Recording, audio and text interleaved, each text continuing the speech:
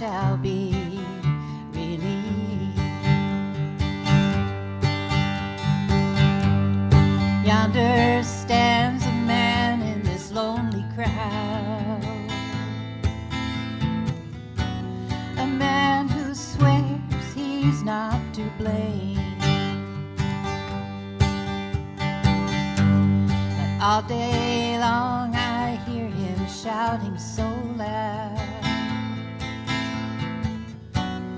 He's crying out that he's been framed. I see my light come shining from the west down to the east. Any day now, any day now, I shall be released.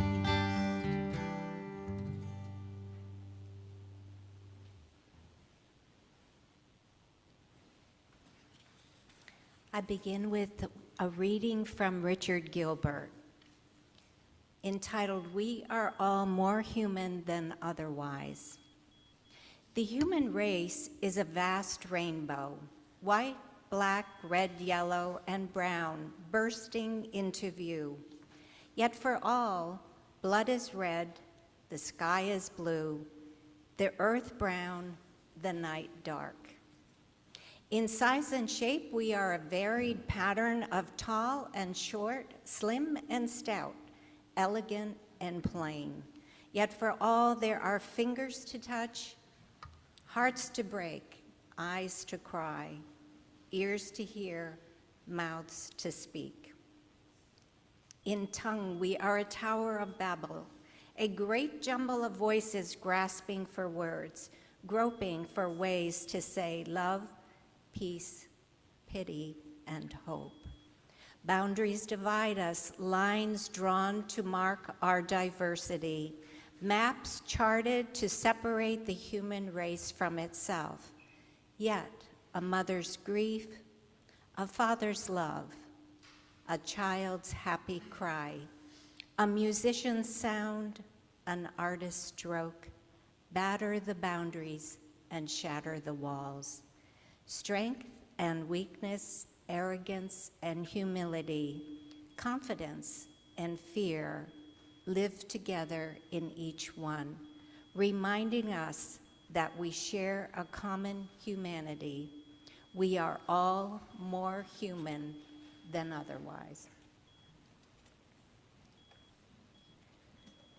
As Unitarian Universalists, we come together in worship each week to honor what is of worth. In this hour, we pause the everyday rush and flow of our lives to connect with what is sacred, to remember our commitments to each other and the world, including the Native Americans on whose ground we stand. Whoever you are, whomever you love, whatever your name for the sacred, you are welcome to bring your full self here. Good morning. Good morning. My name is Sue Penny, and I will be your worship associate today.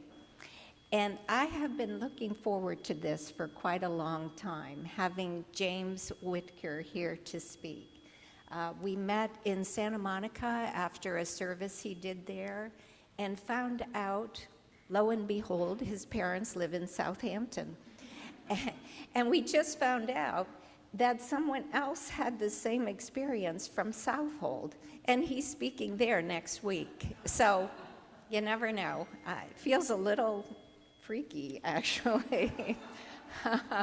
But thank you so much for being here, James. And by the way, he is also a documentary film and TV editor and producer in LA, so it's a big deal to have you here. Thank you, James. And Carolyn Doctorow, our musician, she's not only our musician today, she is a well-known local singer-songwriter who manages our music program And she is bringing in more and more of the local talent. So thank you, Caroline, for all you bring here. Our tech host today deserves an extra credit. He's been working on this all week and has put hours in to prepare for today. So thank you so much, Ken. This is an act of love, really. And always great to have Carl here back up. Hopefully Carl can just sit and watch today. You do know we have hearing-assisted devices and the closed caption's working, so all is good. It's a good time to put your devices into worship mode. And whether you are joining us in the meeting house or from your home, I'm sure we have a number of Zoom visitors today as everybody's on vacation. Hopefully they're tuning in. We invite you to settle into this sacred hour free from distractions. Are there any visitors here today? We know James is here. His wife Liz is here. So great to have. And Emerson is in the house. Emerson, I've seen respond to answers in Santa Monica, and he's like the brightest one here. Thank you for being here. Would you like to say something, Emerson? Okay, I knew it. Where's our mic? Could you use this mic? Now, if you don't know me, my name is Emerson. I am 6 years old, and I actually am very smart for my age. Thank you. That was great. I have something else to say. Okay. Now, I've actually been working on kindness and saving the earth because saving the earth is very good. Saving the earth is great because it's in danger for all the chopping down trees and also factory farms. So I wonder, can we sign you up to be the speaker in, 5 years maybe? Maybe, okay. All right, we'll work on that afterwards, okay? Thank you. Oh.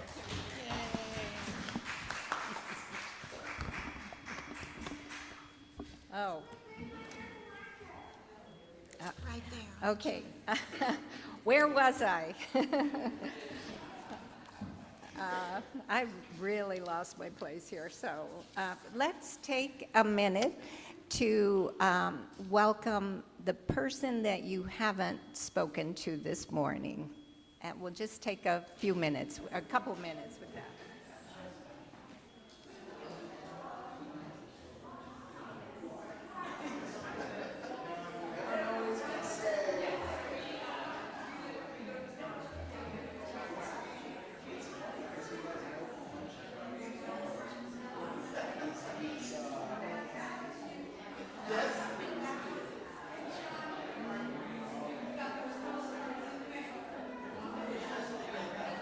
Good morning.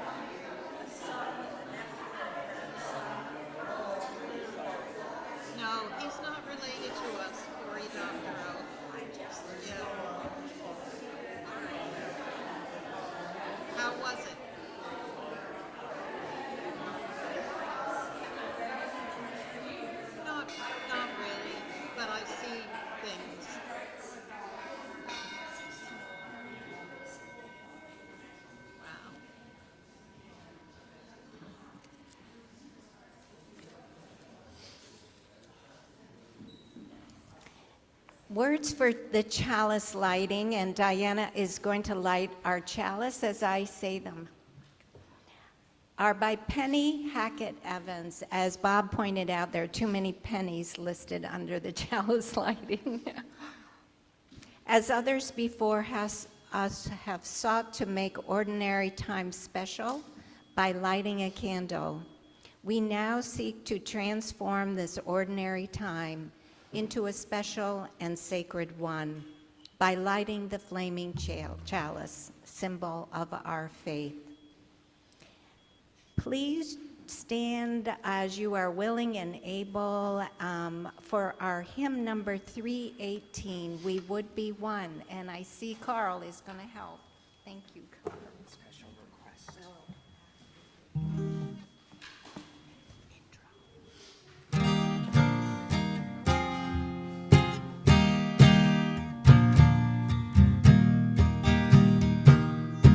We would be one as now we join in singing a hymn of love to pledge ourselves anew to that high cause of greater understanding of who we are and what in us is true. We would be one in living for each other to show to all a new community. We would be one in building for tomorrow a nobler world than we have known today. We would be one in searching for that meaning which binds our hearts and points us on our way. As one we pledge ourselves to greater service with love and justice strive to make us free.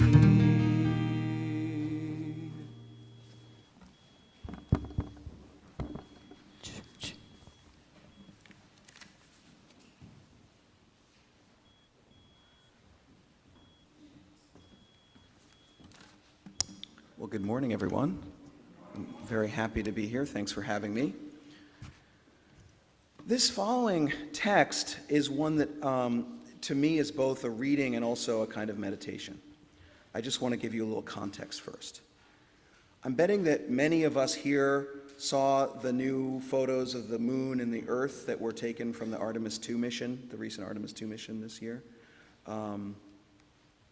Those shots of the Earth, especially, recall the earlier images that I bet many of us are familiar with, taken by the Apollo astronauts, most notably the famous Earthrise photo, which was taken on Christmas Eve in 1968. That was one of the most remarkable views of our planet that anyone had ever seen at that point, that the blue marble emerging from the infinite night of space.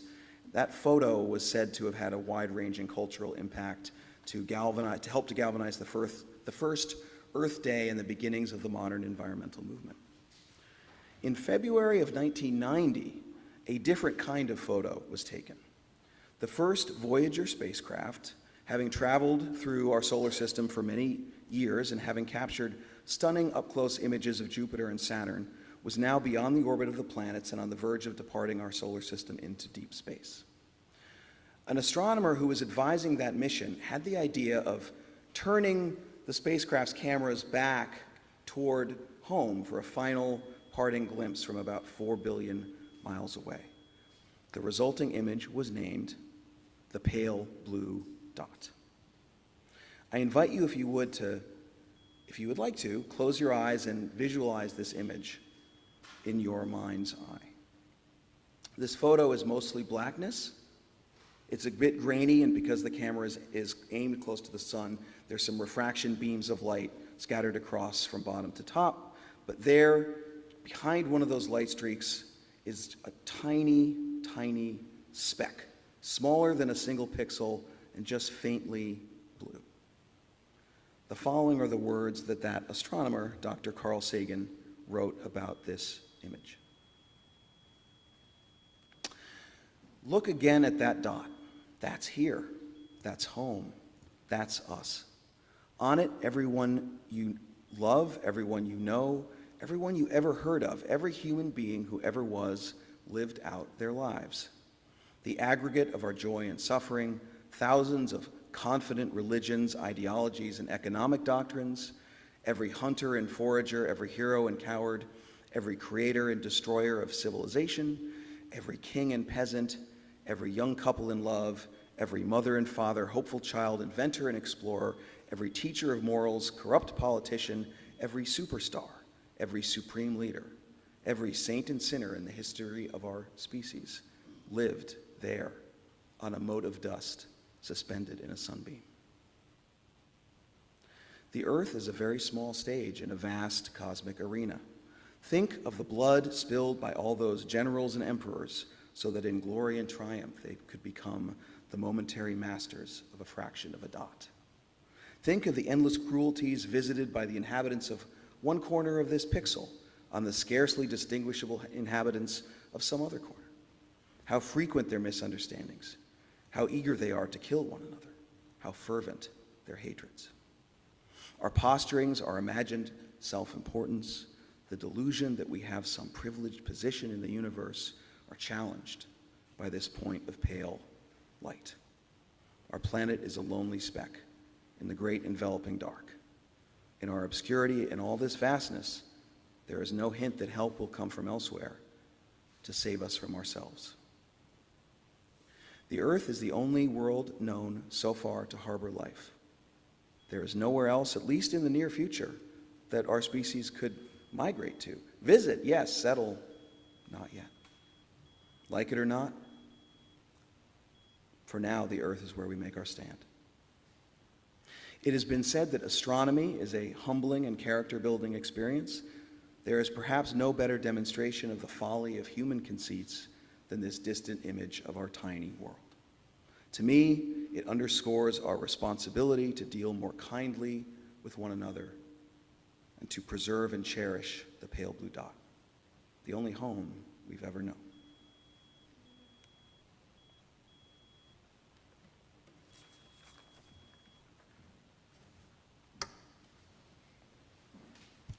May your roots grow deep, may your branches spread far, may you find the world to be a wonderful place and leave it better for those who follow. There are many ways we contribute to this congregation, and one is through the baskets that will be going around. One is marked Helping Hand, and that is for the work outside this building. It includes the minister's discretionary fund, too. The other basket is marked, I forget what it says, but it's for the work within these walls and keeping the place going. So as the baskets go around, Caroline will offer an original piece for our enjoyment. Just want to say this song was inspired by my trips when I was a kid in a Ford Country Squire station wagon.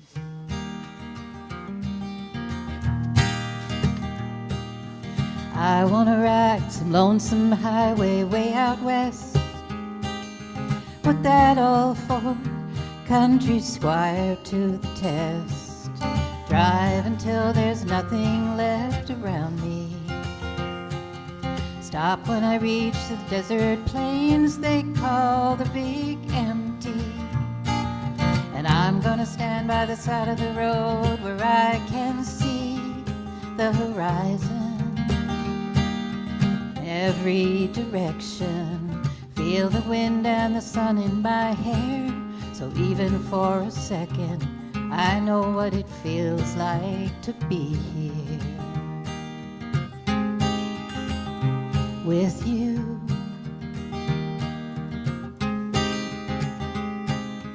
If we ride that highway south towards the Shenandoah, winding through the Blue Ridge hills onto the Carolinas, watch a pretty red-winged blackbird fly in a pale blue southern sky, then I'll know what it feels like to be here with you.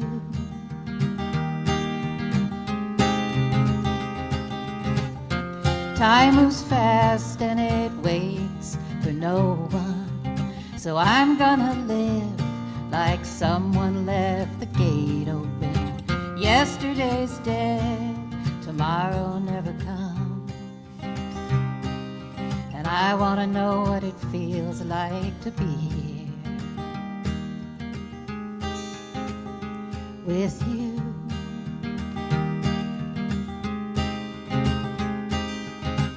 Heading into Charlotte now, 30 more miles to Hickory Town. Time to roll all the windows down while the fiddler plays that old-time sound. We'll step outside and touch the ground, so I'll know what it feels like to be here. Heading up the northeast coast, that's the place I love the most. Seaside bonfire down by the boats, sailing your sunfish around the cove. That's how I'll remember your love, so I'll know what it feels like to be here with you, with you, with you. Thank you. We set aside this time in the service to build community by sharing with each other.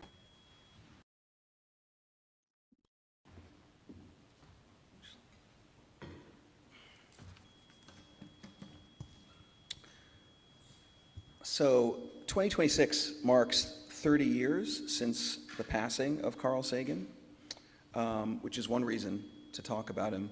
But this year I feel like I'm seeing more of him than ever. There are memes on social media, video clips, quotes about issues and problems that are still very much on our minds. I have come across several online groups, even one touting what it calls Saganism. I think that this is what happens when the words and deeds of prophetic people, as named in the second source of our UU living tradition, prophetic voices have ways of coming back to us when they're needed. Carl Sagan, of course, was a longtime planetary scientist at Cornell University, but he became most well known for achieving a kind of celebrity status, a unique celebrity status, as a popularizer of science. There was really no one before him who occupied such a place in pop culture, and arguably no one quite of that stature since. Through his numerous best-selling books, his groundbreaking series Cosmos, his many TV appearances on The Tonight Show, even in an Earth Day special with the Muppets, he brought astronomy and science into everyone's living room in the 1980s and 90s. He was famous for his exuberance about space exploration, for his beige jackets and his red turtlenecks, and for talking about billions and billions of stars and galaxies, even though it wasn't him who actually said that. It was Johnny Carson spoofing him, who was the one who actually said billions and billions, which is something he liked to point out. I didn't say that. He was certainly a heroic figure to kids who liked science and astronomy when it wasn't that cool. But he really was driven by something deeper than notoriety and beyond just that really amazing talent he had for communicating the wonders of science and the universe.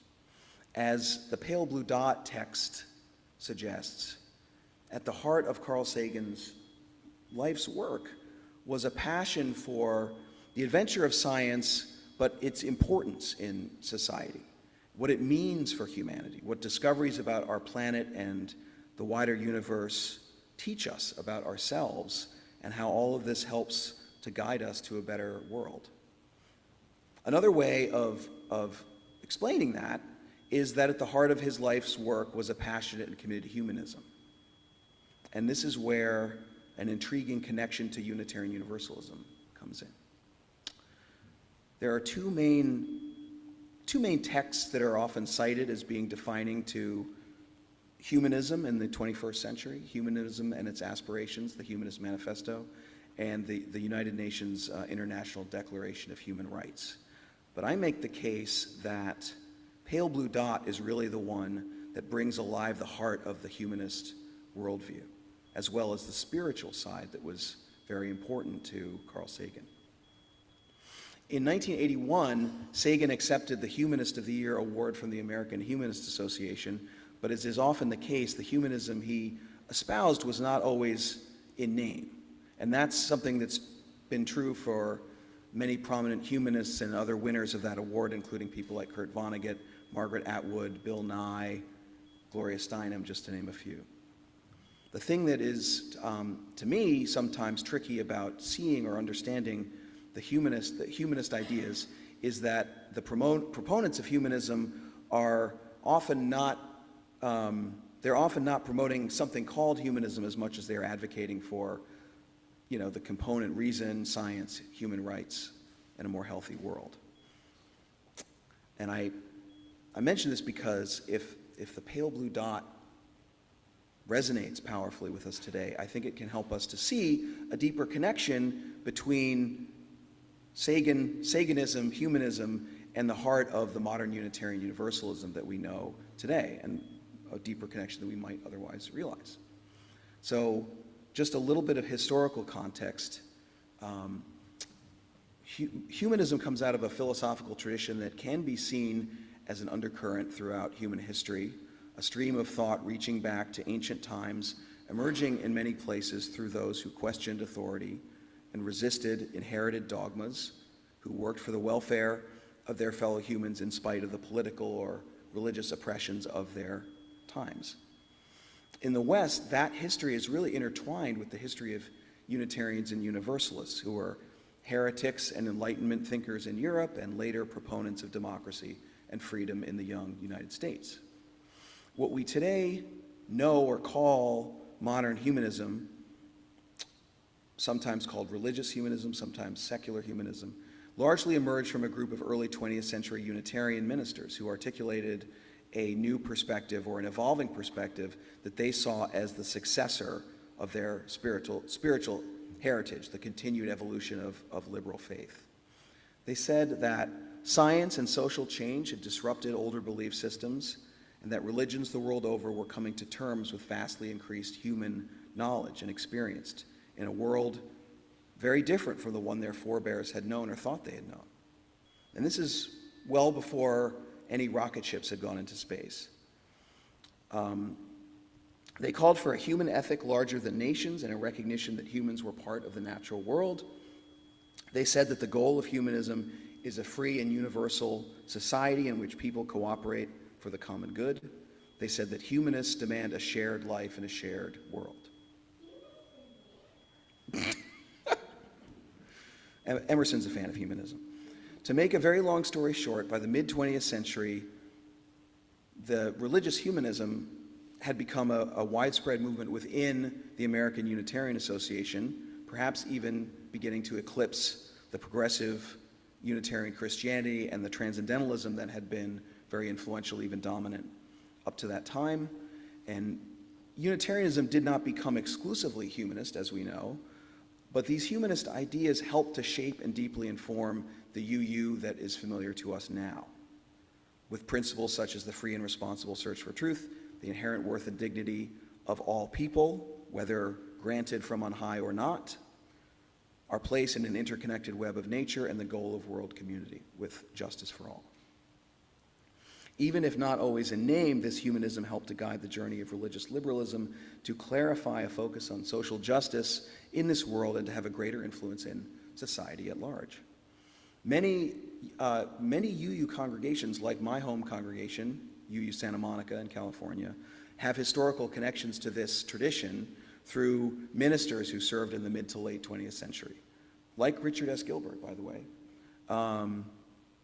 and who helped to define the religious liberalism of their time.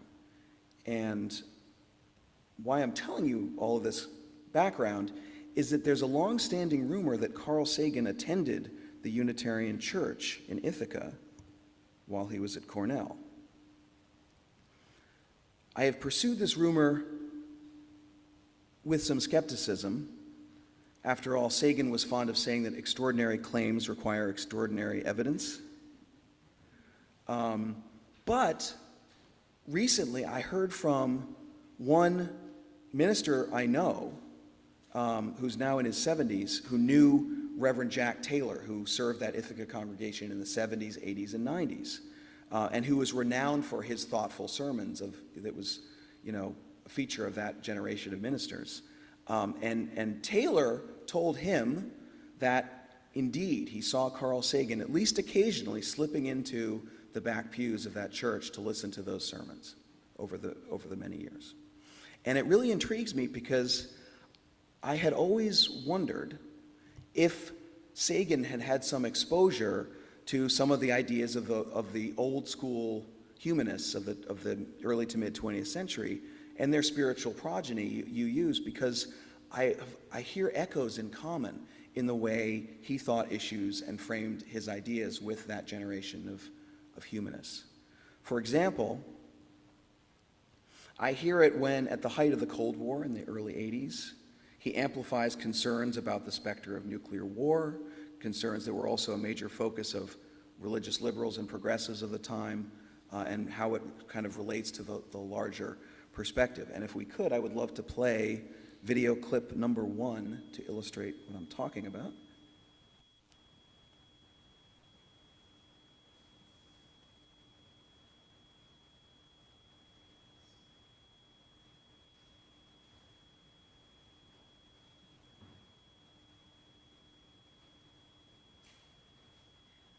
And if we hear it, it's okay.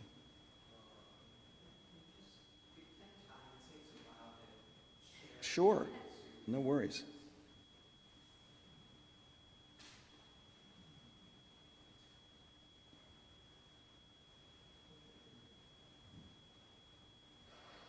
The global balance of terror, pioneered by the United States and the Soviet Union, holds hostage all the citizens of the earth. But the balance of terror is a delicate balance, with very little margin for miscalculation.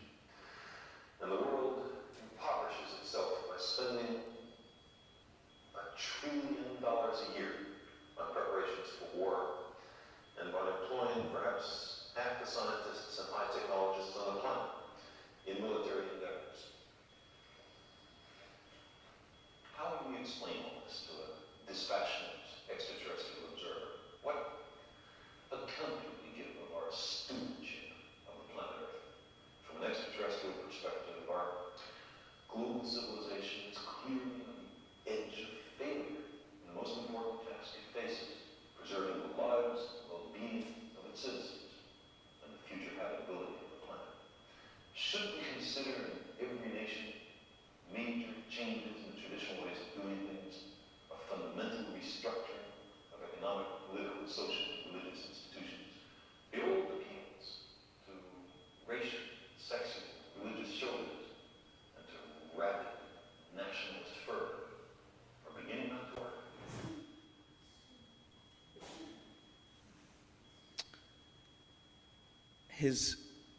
The perspective I speak about is also evident when he lends his voice and prominence to early debate about climate change, then of course termed the greenhouse effect. I'm sure some folks remember that, in his testimony before U.S. Congress in 1985, and that is in clip number 2, if you could play that, please.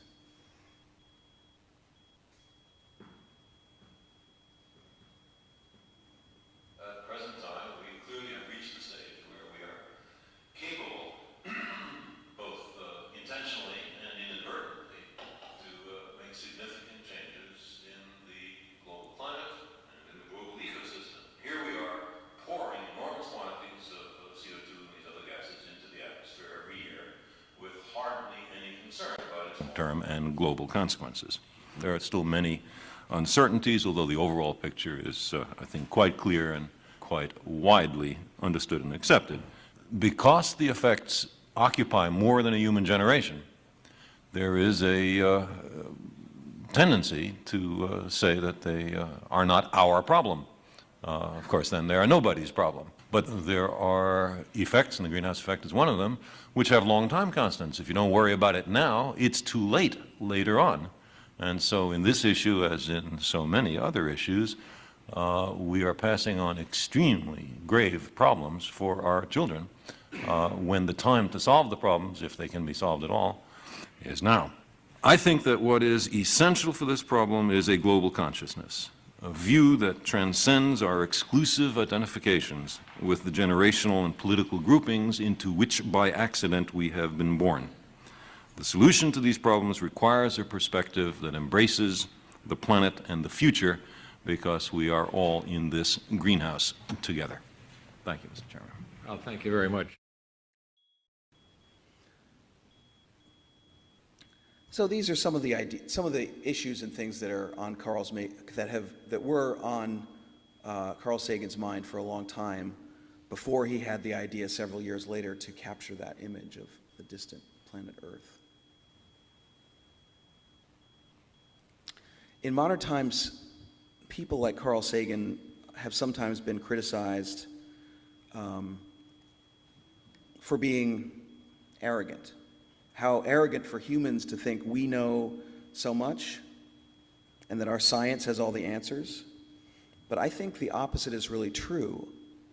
As his words illustrate so powerfully in the pale blue dot, it's an image that calls us to humility. It's about realizing truly how much we do not know. And as Peter Mayer says in Blue Boat Home, casting our questions into the deep. It's a kind of faith in the truth to be found. And this is a humanist perspective that is not about what one does not believe. It's about deeply affirming what we really can know to be true with the best of human tools and abilities, and a commitment to our most urgent human needs. Carl Sagan was often asked about God. Where was God to him in this vast cosmos? And he would often respond with a bit of a wink and a mischievous smirk and say something to the effect of, well, what do you mean when you use the word God? He would say that the notion of a male monarch deity above us in the firmament, tallying the fall of every sparrow, was one that to him was rather lacking in evidence.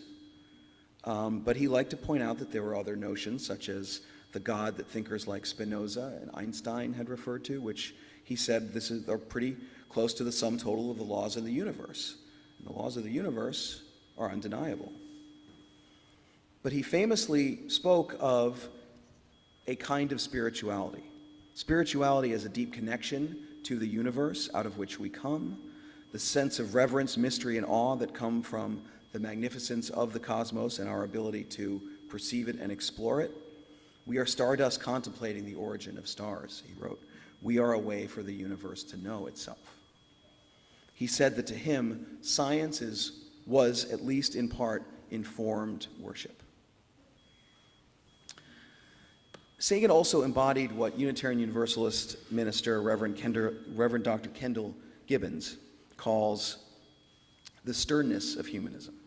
It's a sternness that lies in the starkness of that point of pale light, in the recognition that it is our responsibility alone to solve our problems.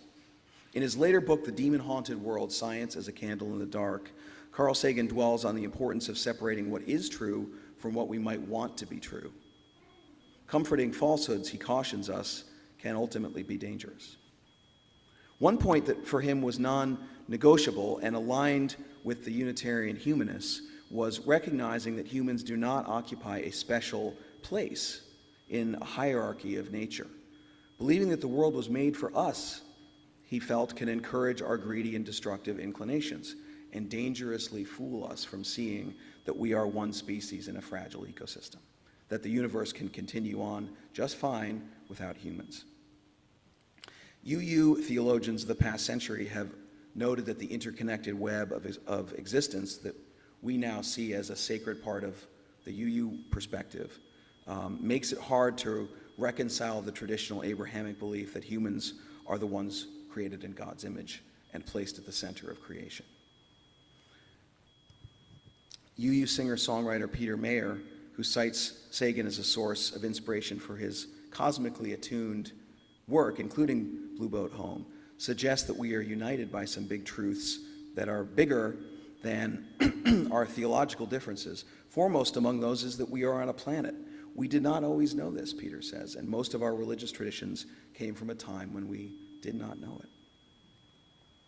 Another big truth that Peter points to is our intimate kinship with all life and all things. When ancient seekers like the wise men in Matthew's gospel story gazed out at the stars, they felt wonder and intuited a spiritual connection. They could not know what Sagan so exuberantly taught us, that the very substance of our own world and all life comes from the stars. And while there is much inspiration from that cosmic point of view, the lonely speck of light captured by Voyager's camera also reminds me of something else Sagan once famously wrote.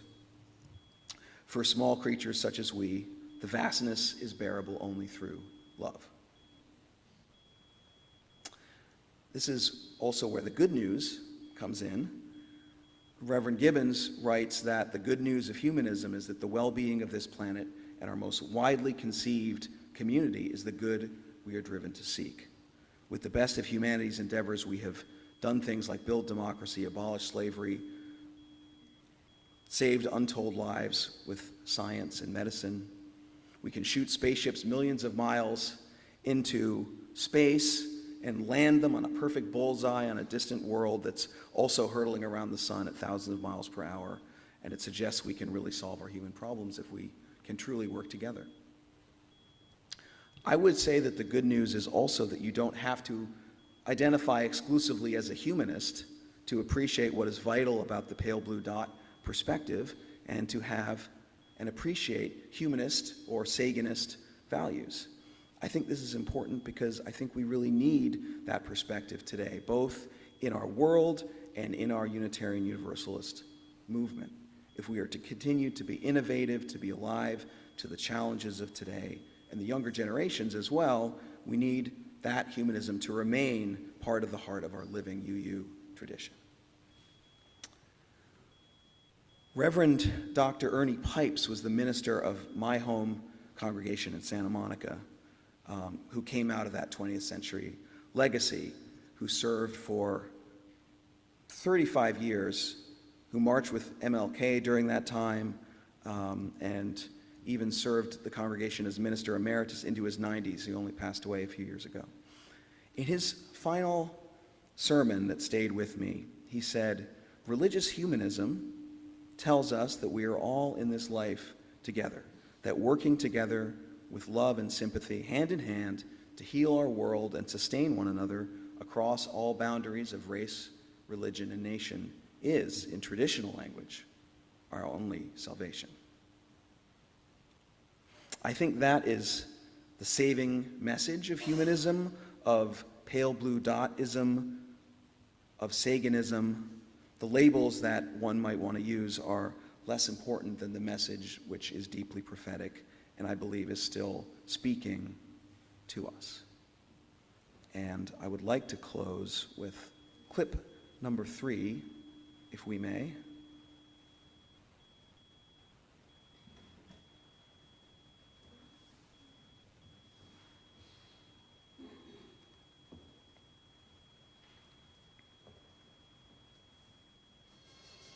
Our own planet is only a tiny part of the vast cosmic tapestry, a starry fabric of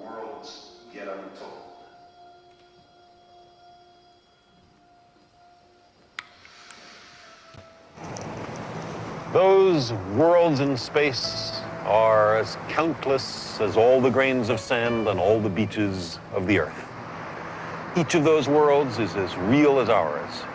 In every one of them, there's a succession of incidents, events, occurrences, which influence its future.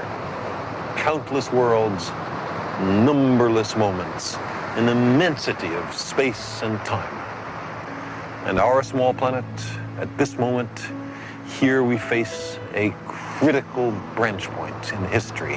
What we do with our world right now will propagate down through the centuries and powerfully affect the destiny of our descendants. It is well within our power to destroy our civilization and perhaps our species as well.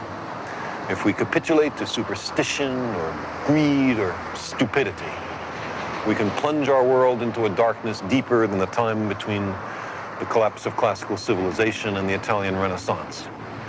But we are also capable of using our compassion and our intelligence, our technology and our wealth to make an abundant and meaningful life for every inhabitant of this planet, to enhance enormously our understanding of the universe and to carry us to the stars.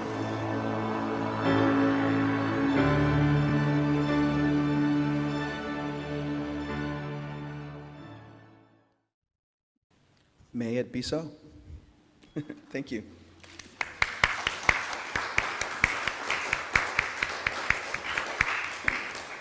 Thank you, James, and thank you, Ken. Pulled it off. It feels appropriate to sing Blue Boat Home, our sort of anthem here, but instead we're going to be singing number 1008 in the Teal hymnal, When My Heart is in a Holy Place, which I think will be good enough for today. So please rise as you are willing and able and join.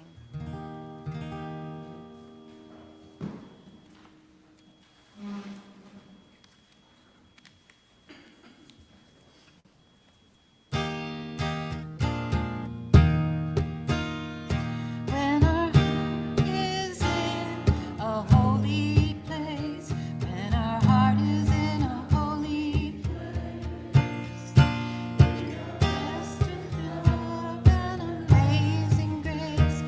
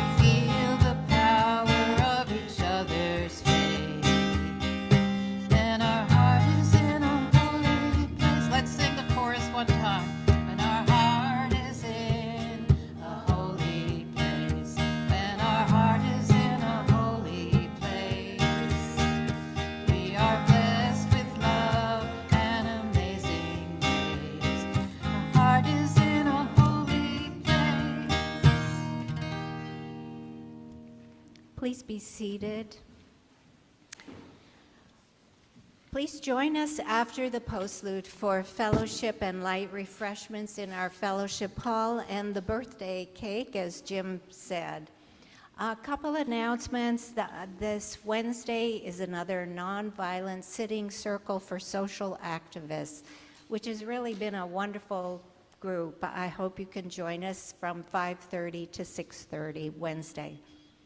Our new Director of Community Relationships has started a Take Care Tuesday. It's every other week, and it happens to hit this week. It's Pilates, affordable, beginner-friendly, with Annabelle at $20 from 6 to 7 on Tuesday. Usually the first Sunday of each month, the board has a report. Since I'm the president of the board, I will just say a couple things. We are reviewing a lot of the initiatives that we started last year, like trail mixers, the Nonviolent Sitting Circle, the Climate Circle, relaunch of the Legacy Circle, the Singing Circle, you see a theme there, Dining for Dollars, which we took from Santa Monica and was a wonderful fundraiser for us. We're still reaping the benefits of the events. So we'll take a second look at that to make sure about next year. Emma's Revolution is coming again in September. You'll have to come back. September 13th, I think the date is, so put that on your calendars. We'll be doing a lot of work on safe congregations as our alarm system went off yesterday again. I mean, there's a lot of work we need to do in that area. So the board will be spending time on that. No matter what we do or write or say, somebody always says we have no idea what the board is doing. So we're going to have a conversation on a Sunday after service in September. We haven't quite picked the date for you to sit down with the board and talk about your ideas, and we'll tell you where we are too. So look forward to that, I hope. I now want to offer the benediction by Charles Stevens. Happiness and summer joys are made of peepers breaking the silence of the night, morning doves cooing in the early dawn, wild flowers hidden along a forest path, and a child presenting a bouquet of dandelions. It is through such gentle and often quiet nudging from nature that we commune with the sustaining forces of life. It is through such gentle and quiet communion with family, friends, and occasional strangers that we encounter the divine.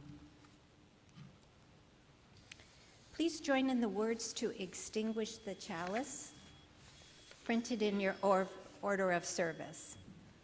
We extinguish this flame, but not the light of wisdom, the warmth of community, or the fire of commitment.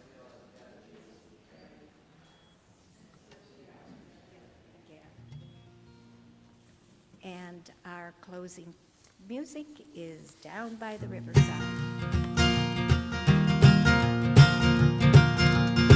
I'm gonna lay down my sword and shield down by the riverside, down by the riverside, down by the riverside. I'm gonna lay down my sword and shield down by the riverside. I'm gonna study war no more. I'm gonna walk with the Prince of Peace down by the riverside, down by the riverside, down by the riverside. I'm gonna walk with that Prince of Peace down by the riverside, study war no more. I ain't gonna study war no more. I ain't gonna study war no more. I ain't gonna study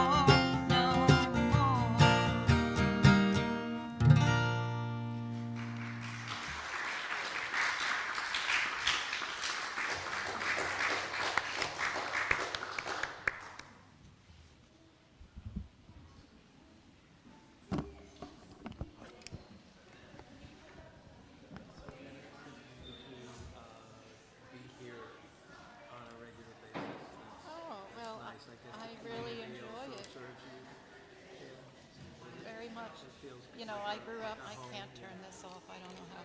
I grew up with, my father was Jewish and my mother Methodist, but they were neither of them very religious. So it was a very rich in intellect household and some traditions, but I didn't know that I was missing something until I came here. Yeah, I had grown up Catholic, and it just was too rigid, and tried a number of things.